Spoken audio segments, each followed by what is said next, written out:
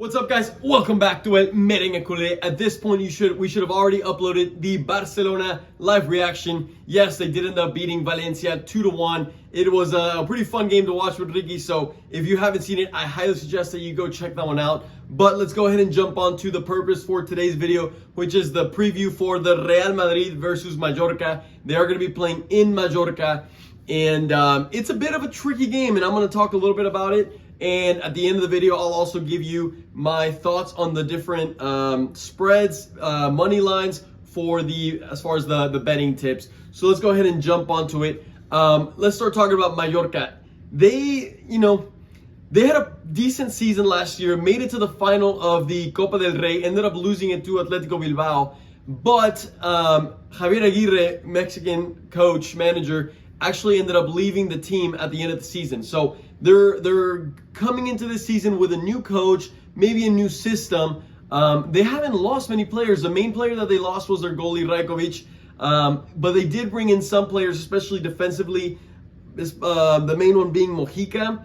And up top, they brought in a winger, Japanese winger, Asano, who has actually already scored for them in the preseason. If you go ahead and look at their preseason, they played 7 games compared to Real Madrid's 3 games, plus now the Super Cup that we ended up winning. So they're coming in a little more well-oiled. A lot of their players did not play in international competitions, Copa America or Euros. So they've already had, the majority of them have already had a good amount of games together under their belt. So this first La Liga game is not going to be, they're not going to be as rusty as maybe Madrid will. And you could see in the Super Cup final, even though yes, Madrid won, their first half was not very good. Their second half, they actually had a good maybe 15-20 minutes, which is where they dismantled Atalanta and ended up scoring their 2 goals. But overall, the sensations were not the greatest, which are to be understood. So I'm a little bit worried about how Real Madrid is going to come into this game. They have to make the trip out there to Mallorca. Some players are still, a little rusty coming from vacations, might be a little tired from the travel all the way to Poland where they played the final. So there's, like I said, I feel like it's a little bit of a trick game, even though the easy answer is to say Madrid is going to win and they're going to win by a lot. So with that being said, we can actually jump into a little bit of the odds for this game. So the bookies are putting Mallorca to win. You get it at plus 700, which would be really nice. You put in $100, you make $700. Really nice return. Now, do I expect Mallorca to win this game? Yeah, probably not. I don't think I'd go for that one. The draw is a little enticing at positive 330.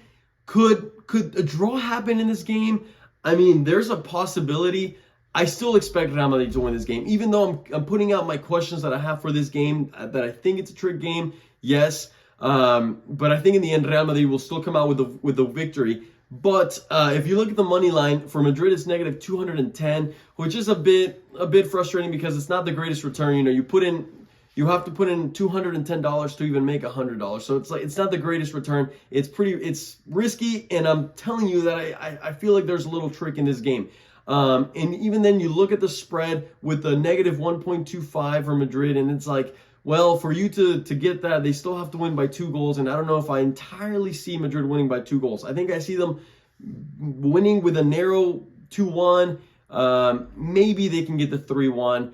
So I don't know. It's a little tricky. Looking at other spreads on here for the goals, for Madrid to get over 1.5 goals, which I do see happening, it's negative 150. And then for Mallorca to get over 1 goal, for them essentially to score, it's negative 115.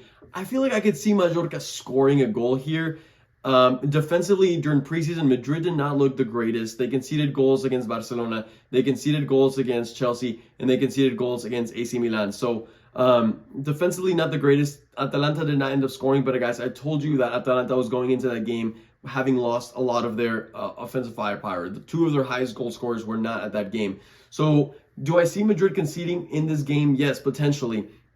My final bet that I'm going to end up going for is a little safer. I'm going to do a parlay putting Madrid to win, which, like we had talked about, is the negative 210, which is not the greatest, but that's why I'm combining it with a total, with an over 1.5 goals, meaning there's got to be 2+ goals.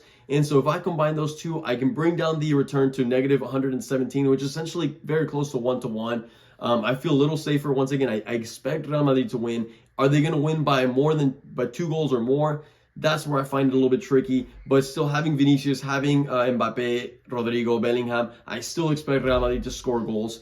And my bet is for the over in general. So whether it's Mallorca that scores a goal or whether it's Madrid that scores a goal, I expect to see more than 2 goals in this game. And I expect to see Real Madrid still coming out with a victory, whether it's narrow or not. So those are my thoughts coming into this game. Let me know what your predictions are. Let me know your specific score predictions. And once again, if you haven't gone and watched that Barcelona versus Valencia live reactions, then this is your moment. I highly suggest that you do. Finally, make sure you hit the like button, turn your notification bells on. Obviously, we don't want to miss that live reaction for Real Madrid's debut tomorrow. And as always, a la Madrid.